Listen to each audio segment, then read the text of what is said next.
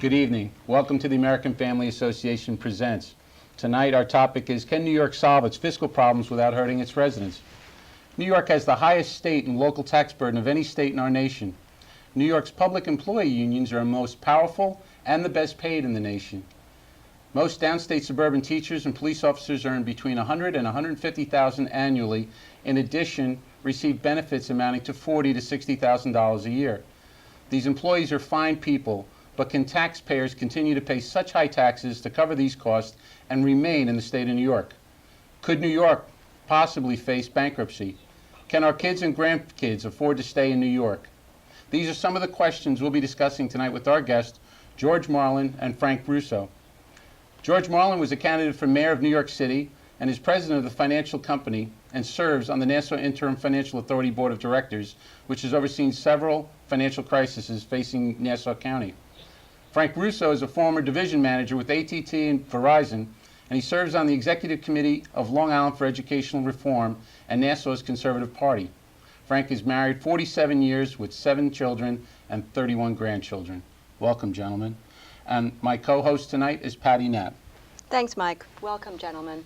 Frank, first to you. How do you see the current financial fiscal crisis facing New York, and do you think it's being dealt with properly? Well, it's dire, and at this point I am not sure. Governor Cuomo started in 2011 with some prudent measures, but from all indications with regard to other key issues, pension reform, Tri-Borough Amendment elimination, other key issues that would be needed to resolve the problem, I'm not too sure that he's going to continue in that direction. It's a crisis that I think is going to be more severe than we would have expected had Wall Street not collapsed. But with the collapse of Wall Street, which had generated some 20% of our state revenues, we're not going to get that. And with the spending and the history of New York State, where it increases almost every year, much higher than the rate of inflation, and where we have such powerful public employee unions, I'd bet 60-40 that we're not going to solve our crisis, and we're going to be in 7 to 10 years emulating Greece, Italy, Portugal, Spain, and Ireland. Sounds like a nightmare. Now, you mentioned you feel that Cuomo did a couple of things that helped initially, but then he stopped implementing more things that could have been more effective. Why do you think that is? I don't know. Well, I think it's because of the power of the public employee unions. I mean, pension reform and Tri-Borough Amendment reform, certain reforms are required, but they would upset the public employee unions, and I don't think he's going to stand up to them. But we'll see. I'm hoping he does. He did make some prudent decisions for 2011 on budget and taxes, but I'm just not optimistic. Now, do you think it's more an issue of cutting spending or cutting taxes to eliminate the problem, to get at the heart of the problem? Cutting spending. That's the big issue, is cutting spending. That's what New York State has to address, is its excessive spending. Taxes are the highest in the nation. So we've really got to be careful there. And of course, they just made a decision now to raise taxes on people making $1 million or more. We'll talk about that later. I'm not as opposed to that, but on the other hand, it could cause people to leave New York State. That's a good point. Okay, George, how would you respond to that? Do you think it's more an issue of raising taxes or cutting spending, and do you think how it's being dealt with now is effective? Well, first of all, what we have to understand is that under 12 years of Mario Cuomo, then under 12 years of George Pataki, so a Democrat, Republican, during those various administrations, spending during that period went up on the average of 3 times the rate of inflation. If we had kept spending to the rate of inflation, we wouldn't have these problems that we're dealing with today. So you had excessive spending by the Republicans and the Democrats. So the root of the problem was spending. The public employee unions basically dominate Albany. George Pataki, as a Republican, sought the endorsement of those public employee unions and gave away the store to be reelected to the 3rd term as governor. So we've seen everybody get into the bed with them. The Senate Republicans under Joe Bruno, when he was a majority leader, the guy was indicted again a couple of weeks ago, they too lusted for the support of particularly the healthcare union. And so you're reaching a point where 2 things are happening. There is too much spending going on a statewide basis. Secondly, because of state mandates and various other sundry, which are forced upon local municipalities, we have county governments and local governments throughout the state going broke. If you go north of Putnam County, 50% of the jobs north of Putnam County in New York State are either people working for government, by that I mean school districts, towns, villages, state government, county government, and or working for the healthcare industry, which is really a subsidiary of the government. Wow, that's remarkable. Well, that is the fact. We saw an election in November up in Buffalo for Erie County. The county executive, Republican by the name of Collins, a very good guy, went down because the public employee unions wanted to make a statement. For instance, the Port Authority Police Department, their union, the PBA, contributed $20,000 against Collins up in Erie County. Why? Because with the demographic change in the western New York part, again, north of 50% of the jobs, you're related to a government funding of your job. And an old-fashioned Republican went down. Why? The Reagan Democrats, who were the blue-collar Catholic workers who worked in manufacturing up in western New York, those jobs have died. They've moved away. And secondly, you have the Protestant rural farmer. They're deserting farms left, right, and center in western New York because the demographics as such, it makes no sense economically to stay up there anymore. So the city of Buffalo, for instance, in 1960 had about 800,000 people. It's down to 240,000 people. They basically work huge for the government. difference. So you're seeing that in Syracuse, Rochester, all the upstate cities are suffering from this. So the ultimate problem has been spending is too much, the cost of government is too much. We have a pension system that's unsustainable, which I think we'll get into later. So when you put this all together, the root problem has been too much spending. And so to keep that afloat, we have now the highest state and local taxes of any people in the United States when you combine all that together. So that's, one is catching up with the other, so it's sort Of of, course. we're between a rock and a hard It was place on all the inevitable. issues. Yeah, on all the issues. Frank, what do you see as the likely consequence if this is not gotten under control very quickly? Well, the consequences are, I think, going to be essentially passed on to our children and our grandchildren. I think as each generation comes forward, they're going to be facing a bigger debt crisis for New York State because of growing pension obligations, which are right now reasonably well funded, maybe 75, 80% funded, but healthcare cost obligations in the tens of billions of dollars, which are totally unfunded for our teachers, policemen, county workers, town workers, all the state workers. I don't think a lot of people realize that. No, totally unfunded, and they're very generous plans. Very often the public employees pay at most maybe 20%. In many cases they pay 10 or 0%. And it's very difficult to get our politicians to face up to this because these unions, again, they're very nice people. Individually. I have, father-in-law was a retired policeman. I have a wife and a mother, a daughter, two daughters-in-law who are teachers, three of them in public schools. And our teachers, they're wonderful people, but their union representatives, you know, are doing, I guess, what comes natural, and they're not being reasonable with regard to the taxpayers. I see that in many school districts where school boards are trying to deal with these tough-minded, irrational teacher union leaders who don't want to yield anything and rather have young teachers, oftentimes they're the best teachers around, be let go rather than yield on increases to their already excessively generous pensions, pension benefits, health benefits, and salaries. It's So holding a lot of power over the state situation. the unions control our politicians, 99% the Democrats, maybe 50% the Republicans. They're getting a little better, but it's a dire situation, and I think future generations are going to pay that burden if New York doesn't go into bankruptcy, which then means you'll see pensions and health care obligations having to be negotiated with renegotiated. Well, with the a sovereign state cannot go into bankruptcy, so they have to resolve their own problems. No, just a sovereign cannot go into bankruptcy. A municipality can go into bankruptcy because it's a creature of the sovereign. So, but to build on what Frank was saying, right now in the state of New York, the average private sector person earns $45,000 a year, has a 401k plan that's down the rat hole more than likely, their company may make a contribution. A lot of companies have cut back since the collapse in 2008. Versus the average public employee who's making $65,000 a year, has a tremendous pension, has health care for the most part pretty much paid by the government. So you have a setup now where the private sector making less money than the public sector on average is supporting this bloated system. Under the state of New York Constitution, whatever pension rights you get as a public employee can never be taken away. That's why they have to start these tier systems. But even the tier systems where the next group of people coming in over the next 20 years will get a little less or pay more into their pension, it's far from enough.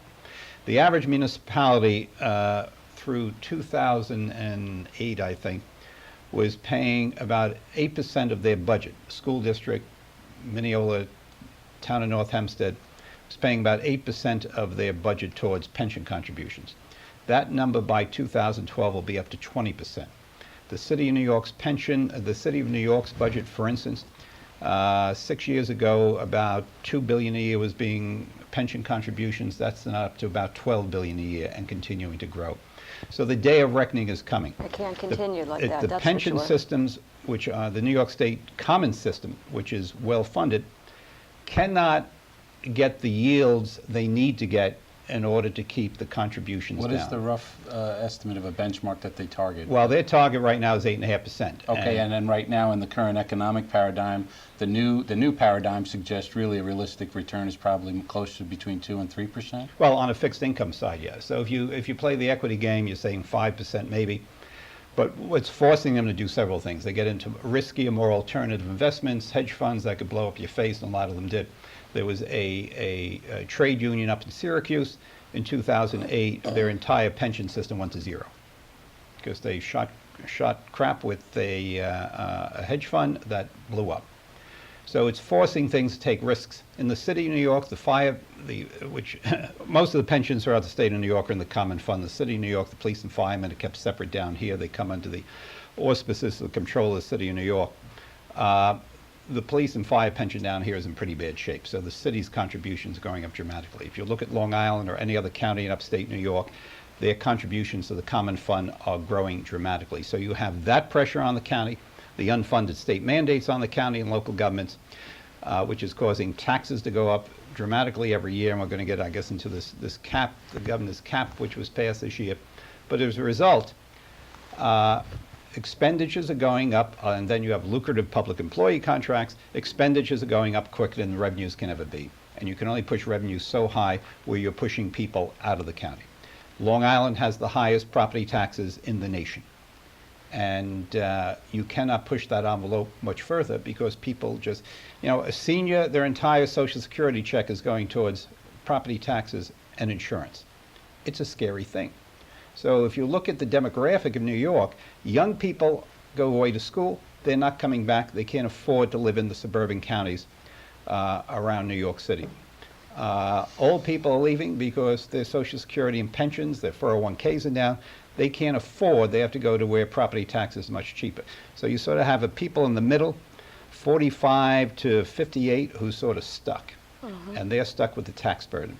And a lot of people have upside-down mortgages.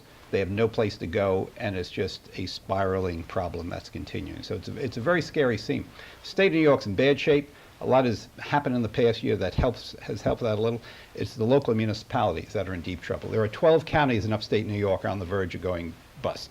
Rockland County, New York, which is not a poor county by any stretch of the imagination, is about to go broke. So it's a very dangerous time.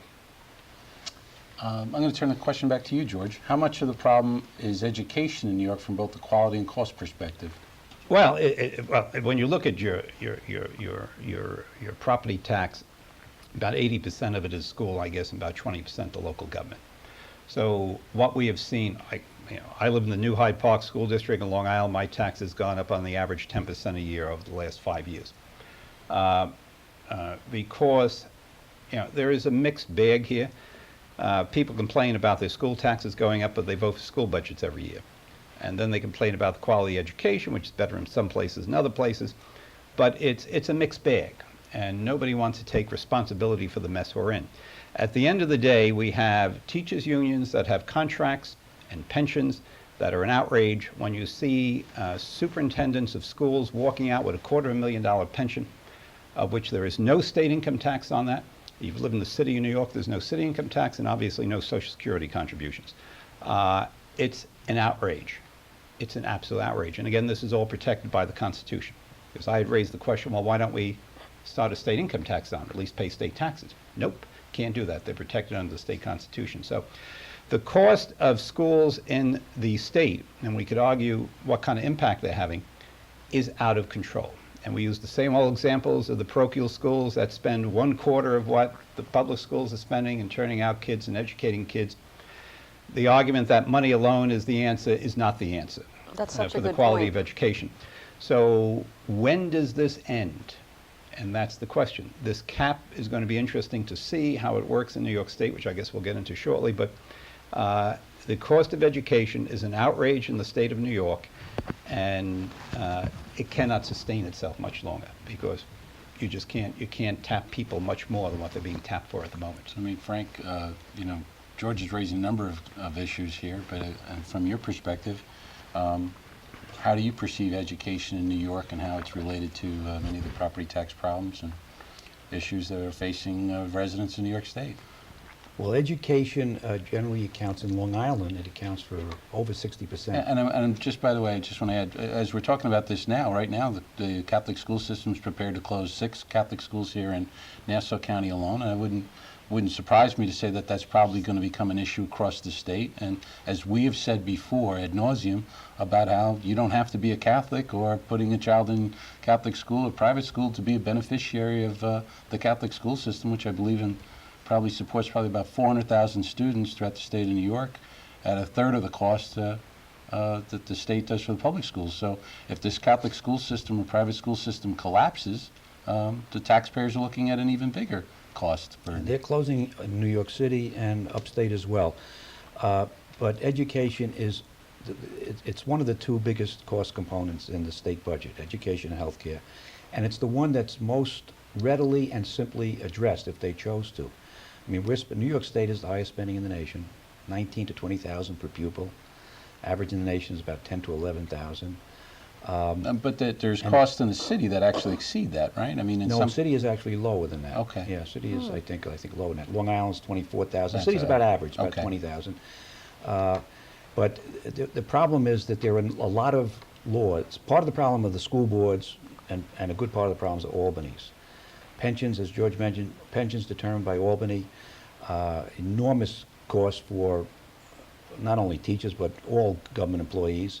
By the way, school and police taxes alone account for about 3/4, 75% of our property taxes, suburban property taxes, 61% school, maybe 14% police. Enormous compensation levels, as was mentioned in the introduction. Teachers in Long Island typically now making 100,000 plus, benefits about 40,000, police making 140,000 plus 60,000 in benefits, 200,000 aggregate cost per policeman. And the market doesn't call for this. That's a fact that very few people have seen data on. Over the past 40 years, since 1970 till now, we've had between 100 and 200 applicants for every open teacher position in the suburbs of New York City. Not New York City, Right. but in the suburbs. We have, in my community, 4,800 applicants last time I checked for 20 open jobs. Wow. For the police, 30 to 35,000 people applying to take the police exam for maybe 300 jobs that'll open up over a 4-year period. So the market is saying, we don't have to pay these high salaries and these high benefits that we paid in 1950 and 1960. The laws that have to be addressed by Albany, the pension reform is key. I don't know that Cuomo's going to have the wherewithal to do it. Why do you say that? Well, because of the power of the unions. And I don't know that the Republicans are going to make an issue out of it because they're afraid of antagonizing the unions. The Democrats are owned by the unions. The Triborough Amendment, very few people even understand this. The Triborough Amendment to the Taylor Law, which gives unions, teacher unions, their step increases of 3 to 4% every year, even when the contract expires. So the teacher union is not under any pressure when it negotiates with the school board if they're going to continue to get their 4% increases.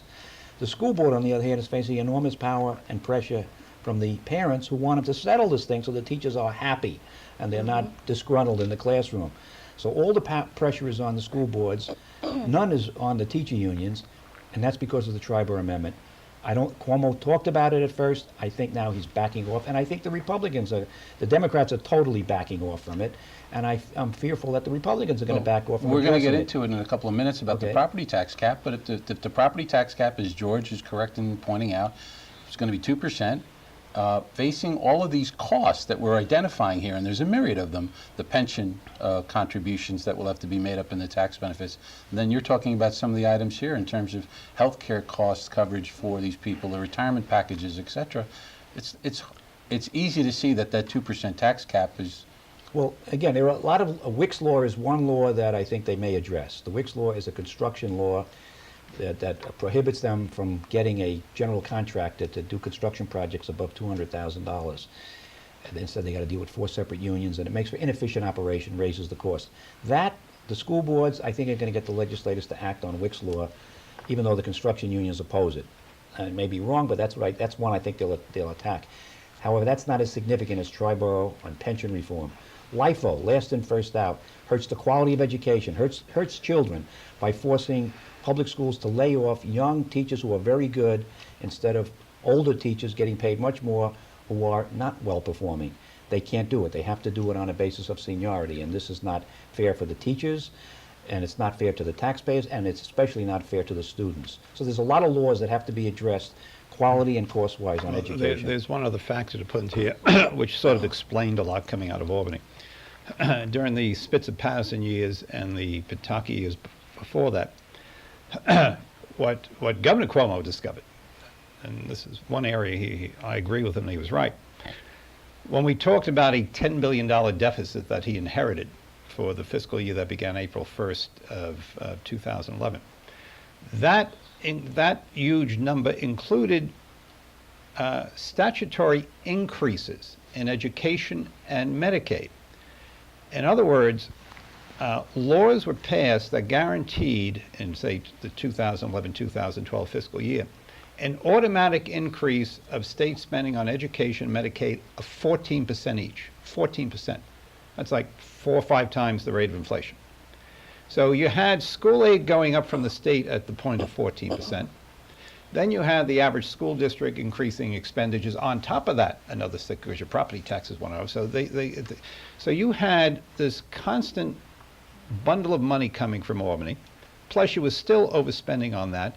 So for years, school districts were giving away the store because they raised taxes as high as they had to raise it, and they got huge pots of money from the state of New York.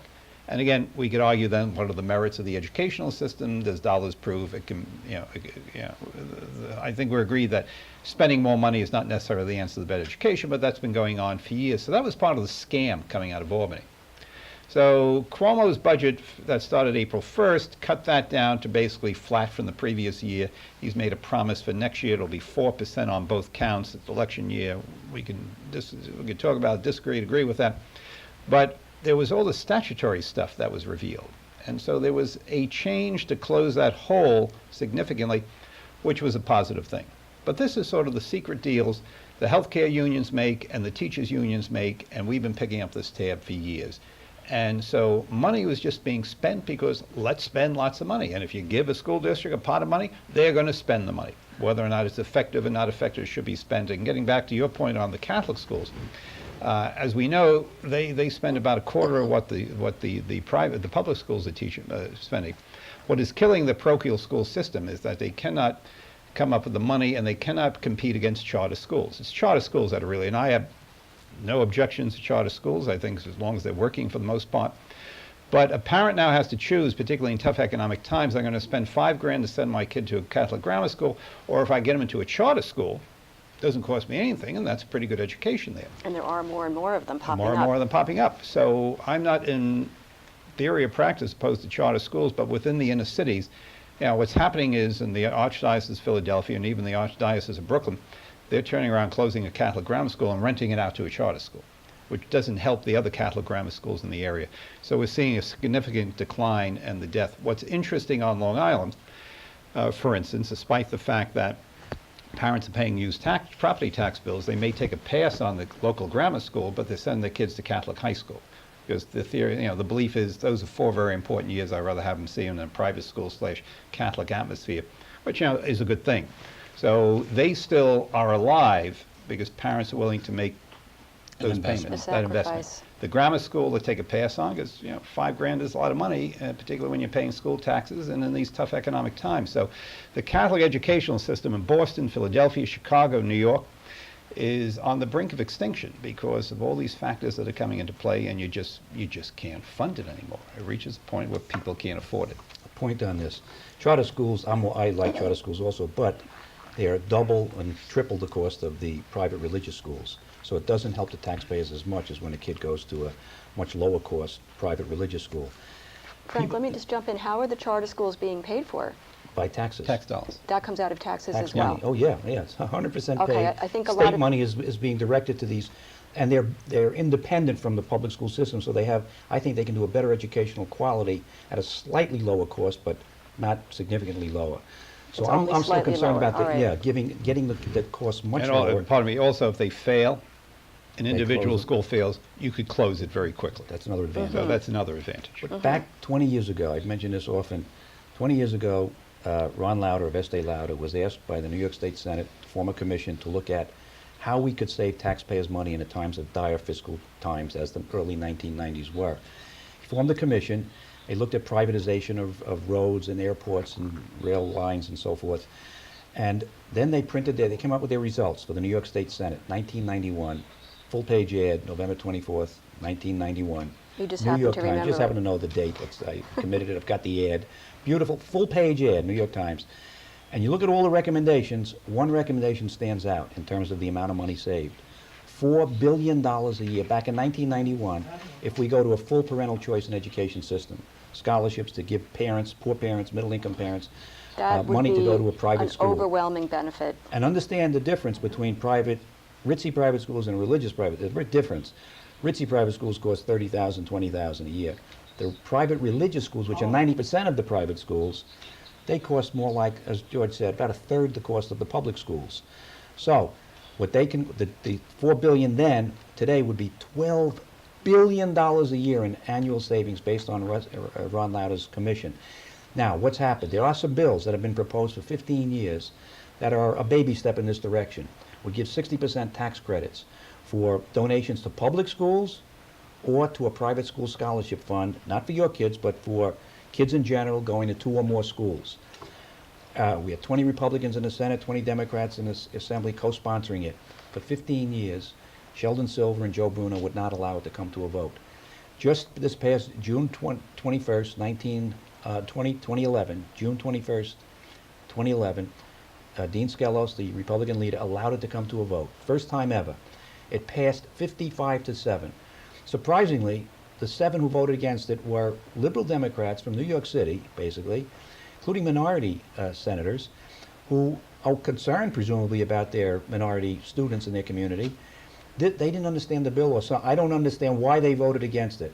Worse still, the big problem I see is why Sheldon Silver, controlled by the liberal Democrats, who ostensibly want to help the poor, it's the poor parents who want school choice more than wealthy parents. It's not the wealthy white parents who want school choice. It's the poor and middle income African American, Hispanic, and low income white parents who want it. In the inner city where their public schools Are aren't failing doing so them. well. They don't want racial preferences in hiring. They want a fair educational opportunity, and they're not getting it. They want school choice, but these poor whites, poor African Americans and Hispanics are voting for Democratic assemblymen and senators who oppose school choice.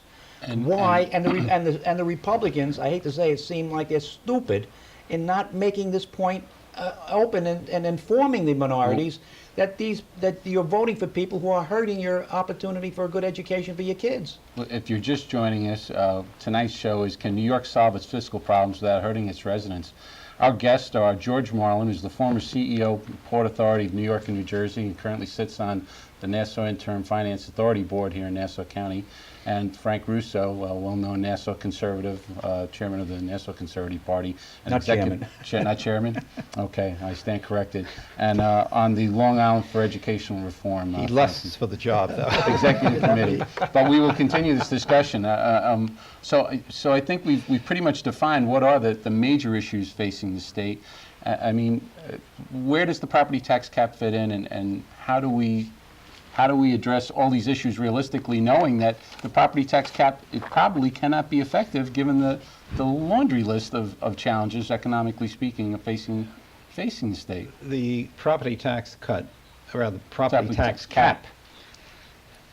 cap, It's a step in the right direction. Well, you may be right, it may not be all that effective as we'd like to think, for two reasons. Well, First the of all, one reason I would bring up, just right here in Nassau County, Suffolk County alone, we've been making the case, which is the shortfall in the pension, the New Oh, York yeah. State pension is well, 120, 140 million. under the cap, you reach a point where there's an exemption for pension payments. That was part of the deal. So instead of a 2% cap, they're figuring on the average it'll be like a 3.5% cap, which is better than 10% increases, I suppose. However, two things come into play here. It'll be tougher for the school districts because for them to go over the cap, whatever their percentage works out when you formula in the pension side, they have to go to the voters and get a 60% approval before they can spend beyond the cap. Local municipalities have to get a supermajority in their county or local or town legislature. I think the town of North Hempstead, for instance, voted 60% of their membership on the town council to go over the cap of 2% recently, and it's going to 4% or something like that. So it's a little easy for municipalities to get away with it, and then it's up to the voters to say, wait a minute, Can I afford this? can I afford this, and we'll vote you out of office. School district's going to be a little more onerous. It's going to force them to make some tough decisions, and it'll be interesting to see, okay, how long this plays out. Because the odds are, if you bring it to the voters, they tend to vote no on these things. Now, 2%'s enough, or 3% or 3.5%. They could vote down. It's a little more difficult. So, do the teachers' unions in a year or so go up to Albany and say, it's time to chuck this thing here? And that's going to be interesting You to mean see. to vote to get the cap, support to get rid of the The property tax cap? I think, I don't remember, there's an expiration on the cap, and I forget how many years it is now, but do they panic in 2 years and say it's time for this to go, particularly in an election year? So it'll be fun to watch. The Assembly, they took dragging to get this done on Shelley Silver's side. The governor was able to impose his will. Will he be that strong a year or two from now? So believe me, the teachers' unions are going to be running to Albany once they feel the impact of this, and they will in the suburban districts in particular. I wasn't aware there was an expiration on the. I believe there is, yeah. Tax cap. But it does take they need 60% to pass a school budget if it's above the tax cap. So the critical thing is voter turnout, and that's where voters are to blame if they're going to face higher taxes. It's because they don't turn out to vote. The school districts, the parent groups and so forth are very well organized. Some of them, figure that when their kids get out of school, they'll just move out of the community. They don't like the property taxes. But for people who are living there, they've got to show up and vote. It's very important. You can vote by absentee ballot. And, we're going to try and help organize that. Life for Long Island for Education Reform is going to try and organize this throughout the island so that if in school districts that come up above the cap, we're going to try and get a voter turnout to defeat it. On the other hand, I happen to be one in my community that if they come in at the tax cap for the first time, our group will, and we've got about 700 members, we're going to support the tax cap. We'll support the budget, which normally in 4 out of 5 years we don't, but this time we would if they meet the tax cap.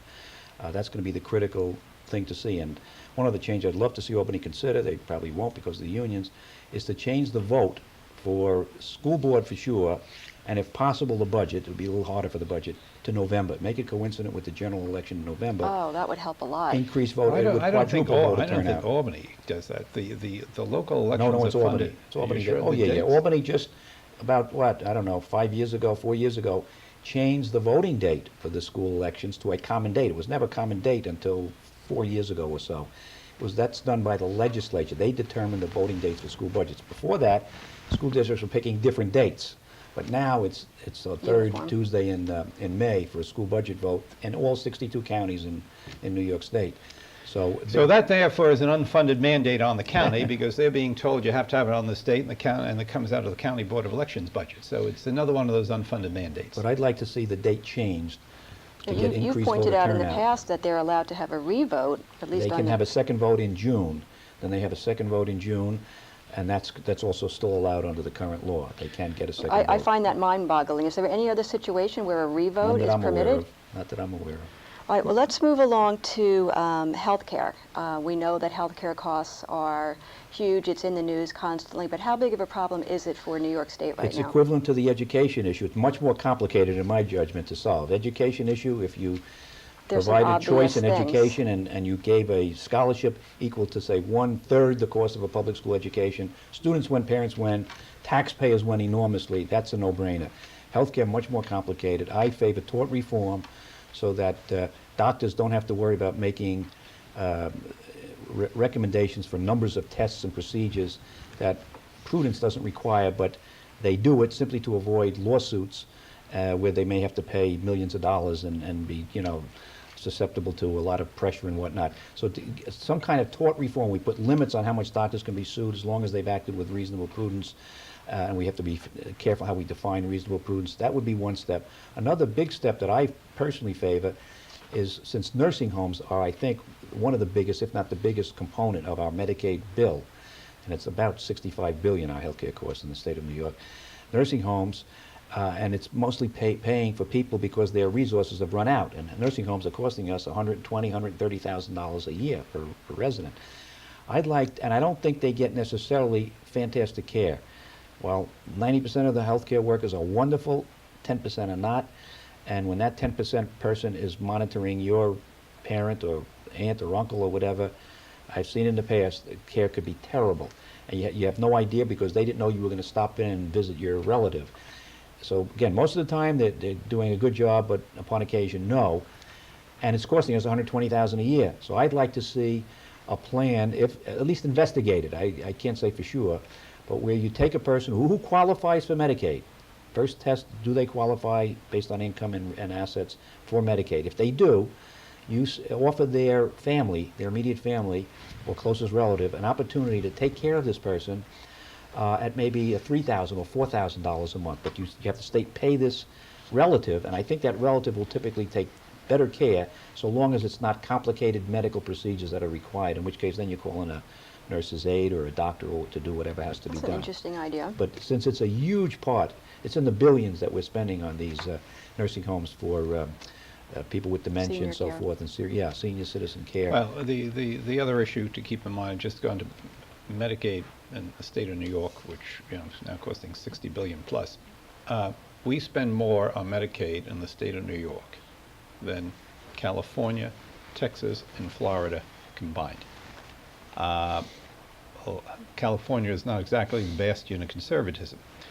The problem is New York's program is so generous, it's beyond the pale, to a point where people getting hair transplants and Viagra and a host of, it just goes on and on and on and on.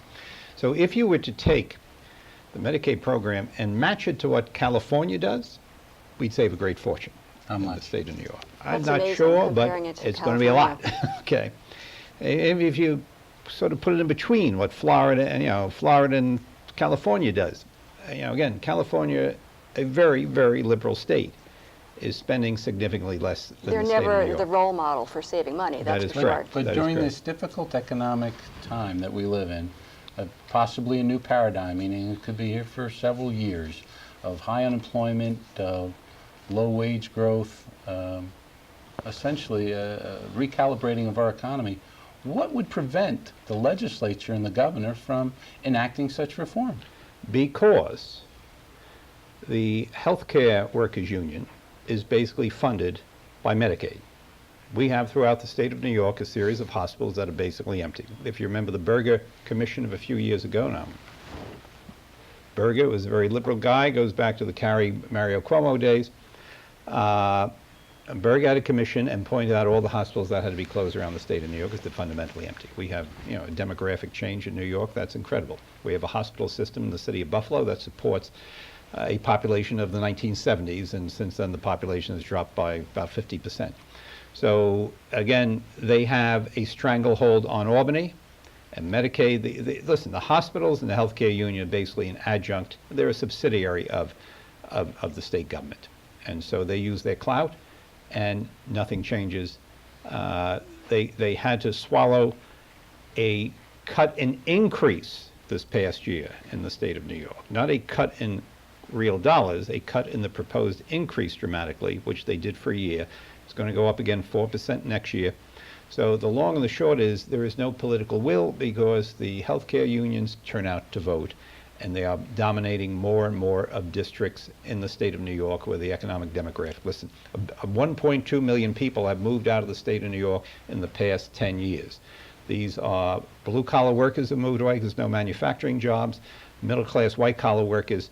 So government workers and healthcare workers become a greater slice of the pie and have all that much more political Well, I'll clout. ask a follow-up question, and I'll turn it to Frank. But Are we reaching a tipping point, George, which is that these are just so unsustainable, economically speaking, that a politician, irrespective of party, risk being thrown out of office at some point because the people just can't afford this anymore? Well, it's kicking the can down the road. Another city of New York, 38% of the population of the city of New York, working population, works for the government in some form or another, Whoa. and or the healthcare industry, 38%. That's the demographic. mind-boggling. Okay.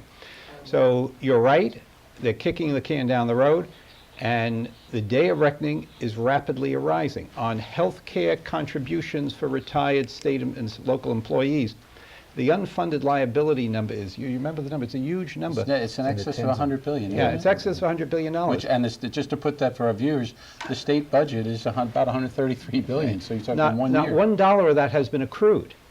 Okay, it's a completely unfunded liability, and now the baby boom is catching up, and municipalities are going to be hit with these things. Now, you could change their health care because it's not guaranteed by the state constitution for retirees, but there has to be political will. So the day of reckoning is coming, and you're right. Either dramatic changes have to take place, or we're going to see municipalities going broke all over the state of New York. There are 8,000 independent municipalities when you include everything, villages, towns, everything else in the state of New York. They will start bellying up over time. Frank, your thoughts? On medical costs, Medicaid. Oh, medical Yeah, one other costs. suggestion besides the, allowing families to care for the people that otherwise would be placed in nursing homes and tort reform. A third, it's just an idea, and I mean, it have to be studied, but because of the rising portion of our gross domestic product and state domestic product that belongs to healthcare, I'd like to see the medical schools consider taking their current admissions plan or program, how many they admit, and increase that by maybe 5 or 10%. So they're going to take 5 or 10% more of the next most qualified applicants. If they can't afford it, even have the state subsidize their tuition, pay for it. With the plan being that they go to school, depending on how much they are assisted in their tuition, that these people who qualify to get into medical school become doctors who pass the exams and so forth, but then they be required for a period of 5 to 10 years, depending on how much aid they get. If they get full aid, 10 years. If it's partial aid, maybe 5 years. They have to be committed to work in a Medicaid facility so that Medicaid-eligible people are not entitled to go then to a hospital for emergency room. They must go to this Medicaid, and you have to place these facilities in reasonable places so they're accessible to the poor.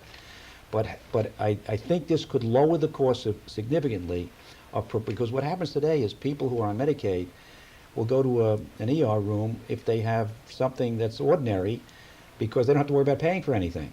So there's no ER fee and whatnot. So, and they're not going to be, there's no motivation there to take care of their health and do it and manage it in a proper way. So I just want to reduce that incentive and make them go to these other facilities, which will cost us less if it's funded by doctors who are going to be paid much less than normal doctors, but who got their license and their education through taxpayer assistance. And I think if you work out the numbers, I think that might, only because we're such a high Medicaid state, that I think it's roughly 1/4 of our population is on Medicaid. It's 1/3 now, according to the One-third, New York holy Post smokes. this week. Well, they've opened up Well, then the it's, doors if it's the last that, couple of anything years. at that higher percentage, so I'd like to have special Medicaid providing facilities, and then if they decide someone has to go to the emergency room, fine, and then they send them to the ER. But I'd like to put some restrictions on it and encourage more doctors who will do this work less expensively. I think, my guess is that the odds are pretty high It that we sounds could like save you would money. have to. Yeah, You're changing the incentive from both sides. right, and getting more doctors and so forth. We touched on the property tax cap issue. Do you want to comment on how you think that could help or any hindrances to it? Well, the property tax cap is going to help. The property taxes, the bulk of the problem is school taxes and police taxes. That's 75%. I mean, the other county workers and town workers, I don't know that much about their rates. I don't have any information that indicates they're That it's paid exorbitant. so enormous, right. And in all honesty, New York City policemen are not paid like our policemen in the suburbs. Our New York City teachers are not paid like Long Island teachers. And both the policemen and the teachers in New York City have it much rougher, much harder job.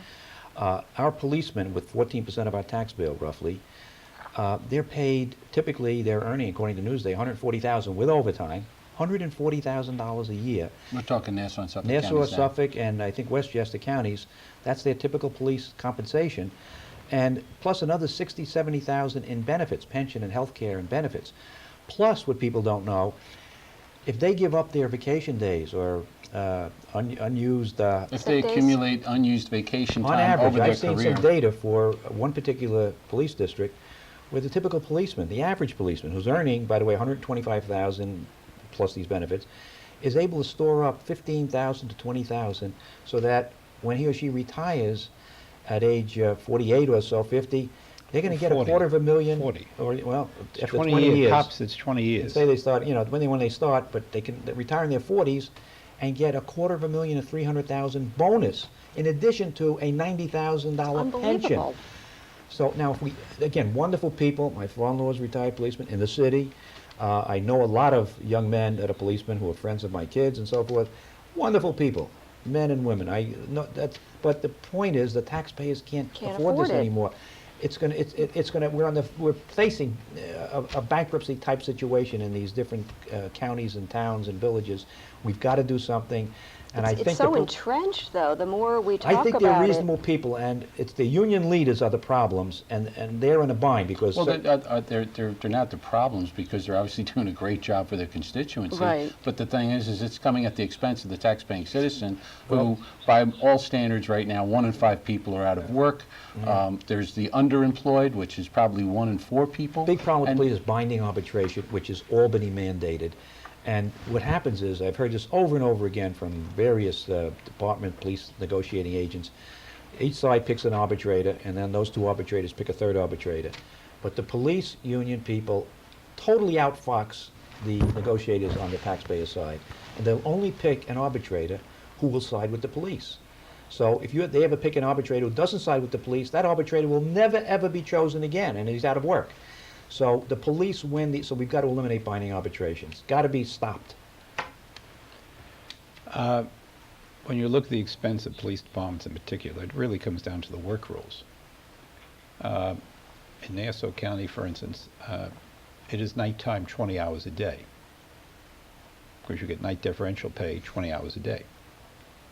I never heard that. Well, there is something called the Grant Thornton Report, which can be found on the Nassau Interim Finance Authority website's 300-page report of a commission that was done by the board looking into saving money in Nassau County as an example, because Nassau County is broke for all intents and purposes, the 3rd richest county of the United States.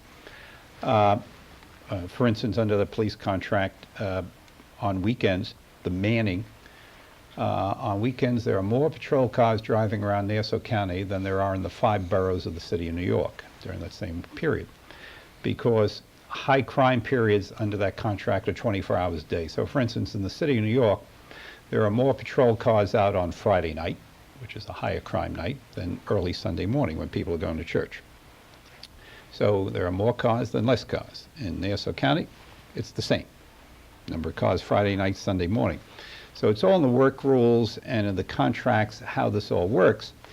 And it's a very different contract what Nassau and Suffolk has in the Port Authority of New York and New Jersey, for instance, which they model their contracts off. That's the biggest contract of all, 400-page contract, versus the City of New York, which is a much better managed police department because the work rules are on the side of management, not on the side of the union membership. So these are the kind of games that have been going on for decades, and That these allows contracts for- get bigger and bigger and bigger, and they come away with And more. it allows for a lot of waste. But also these, the civil servant pension system was conceived for the Ralph Cramden bus driver, who back in the 30s and 40s and 50s, for a lower salary and security, got a job, and at the end of the tunnel got a modest pension.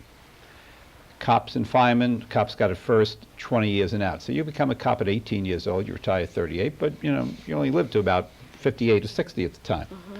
Now cops are getting out at 40-ish, okay, walking out with a 80 to 100, sometimes 100 and a quarter, sometimes 100 and a half a year for the rest of their lives. That's an incredible annuity. You tell me how much you'd have to have an annuity to throw off 100 grand a year from the $2 time million. you're 40. Yeah, Better than $2 million. yeah. These days, probably $3 million. Yeah, at 40? Yeah, Yeah. okay. The assumption you're going to live to 75 or 80. So the rules have changed. People live a lot longer. It's an outrage that people can retire after 20 years and get this pension. Plus, they get the health care on top of that, which is fully paid.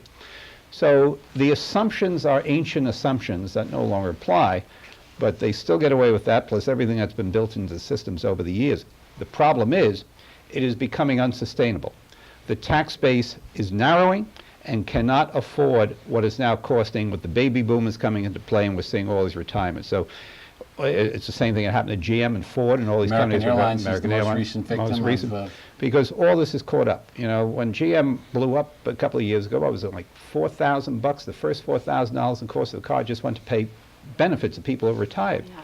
So what GM gave away in the 50s finally caught up with them in the 90s and the turn of the century, and you can't sustain it anymore. And GM went broke.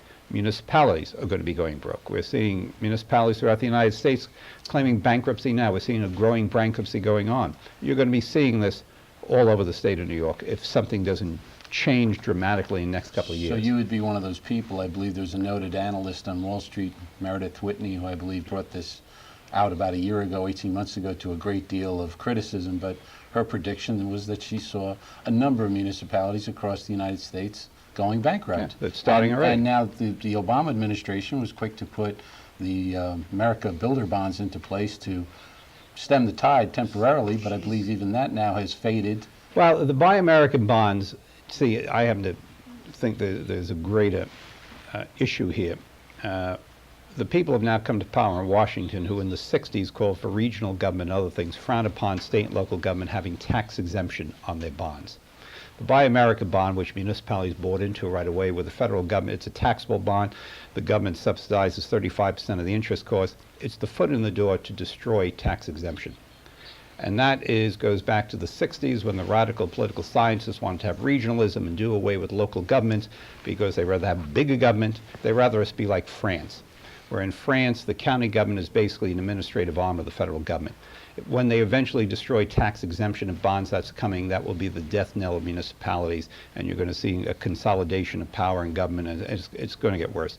There is so much on the horizon that's about to blow up that no one wants to face the reality, and politicians just kick the can down the road figuring, you know, après la déluge, as Louis XV said a few years before his grandson got his head chopped off.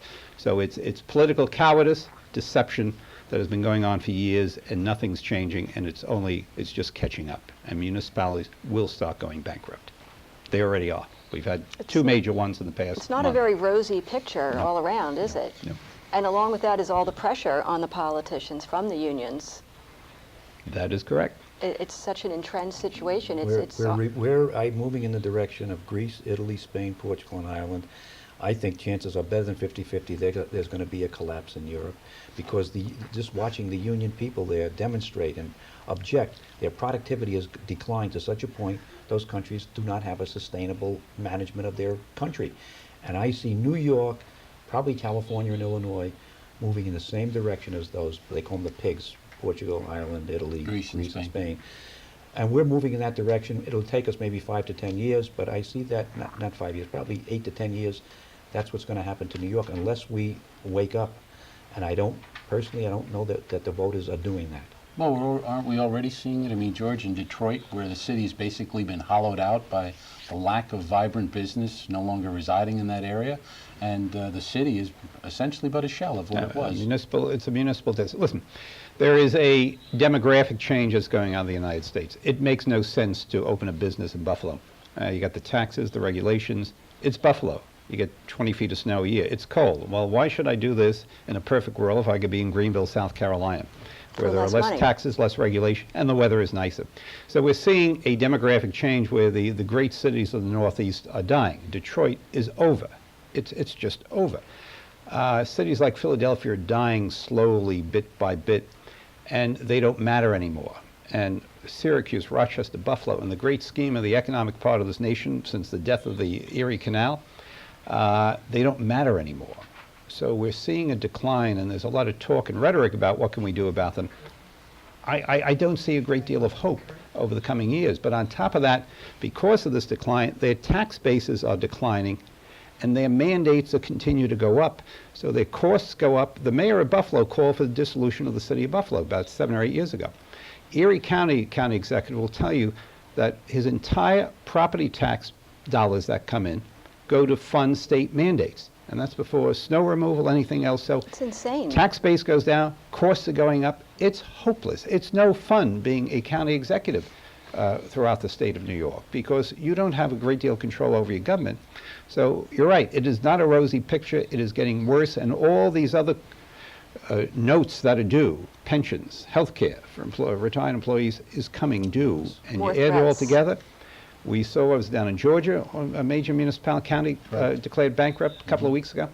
We're seeing more and more of this around the nation, and it's just beginning. In New York, the local municipalities are the ones that are going to be going, and they are beginning to go. And it's a scary picture and only going to get worse. Well, I think we're going to have to leave it there, gentlemen, but I want to thank our guests this evening have been George Marlin and Frank Russo. My co-host has been Patty Knapp. You've been watching the American Family Association presents Can New York Solve Its Fiscal Problems Without Hurting Its Residents? We want to thank you for tuning in to our program. If you have any info or comments, please contact us at the AFA of New York, P.O. Box 203, Port Washington, New York, 11050. Telephone number is 516-944-3544. Drop us a note or just let us know what your thoughts are on the show. And we also recommend you visit our website, www.afany.org. We'd also like you to, if you'd like additional information on choice in education, please contact United New York for Choice in Education, P.O. Box 4096, Hempstead, New York, 11551-490-4096, and the telephone number is 516-292-1224. We thank you for tuning in, and we look forward to seeing you next week on the American Family Association Presents. Good night. Covered a lot. All right. Thank you. Well, we can get ugly. There was no problem. Yeah.